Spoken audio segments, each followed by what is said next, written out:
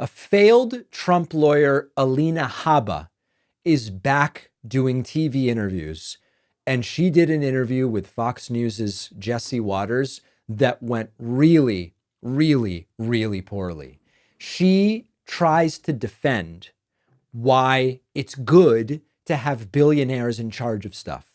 And essentially her argument is they are good at stuff because they are billionaires. Therefore, we should reward them by making them the people who are in charge of our country. There's a little bit of a problem with this argument. I'll tell you what it is in a moment. It's absolutely what it is. If you look at the fact that we have billionaires who have created companies now helping to clean up a bad economy, clean up a government where we don't have efficient spending, and run the country like they run their businesses, much like Donald Trump. That's why he's a billionaire. And then you have the other side, the Cash Patels, the Pete Hegseths, the people that they're hitting hard because they know they're going to come in, fire you, clean up, and make you be accountable. And that's where the pardons come in. But two little problems with this. Number one, Trump is not a billionaire because he's a great business person.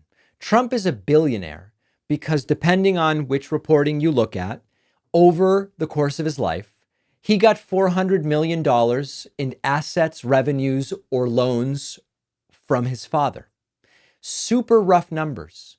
If 40 years ago you throw 400 million into the S&P 500, you'd have 6 billion right now. That's more than Trump has. What Trump has managed to do with the money he was given is remain a billionaire with less money than he would have if he just threw it all into the stock market. So the first problem is the whole story of why Trump is a billionaire. But also, Trump's business success story is directly undercut by the reality that his businesses have pled bankruptcy many times. And so this entire story, the hero story that people like Alina Habba are obsessed with, it's completely and totally pathetic and untrue. At another moment during the same interview, Alina Habba tells us about how quickly and how well Trump's incoming administration is just going to fix everything. When have we heard this before? But I can tell you Donald Trump and his entire cabinet and team are going to clean up America so fast, our heads will be spinning, and it'll be the best thing that's ever happened to our country. Yeah, a little bit hyperbolic. Now, they love to say, why was Kamala promising to do stuff? She could have just done it because she's been VP all this time. Well, the VP, as we know, doesn't set much policy. Mike Pence set no policy when he was VP. Kamala Harris set no policy as VP. Biden, other than the little things that Obama put him in charge of when Biden was VP, he didn't set any policy. But you know who was president for 4 years and actually could have accomplished some of the things he said he was going to do? Donald Trump himself.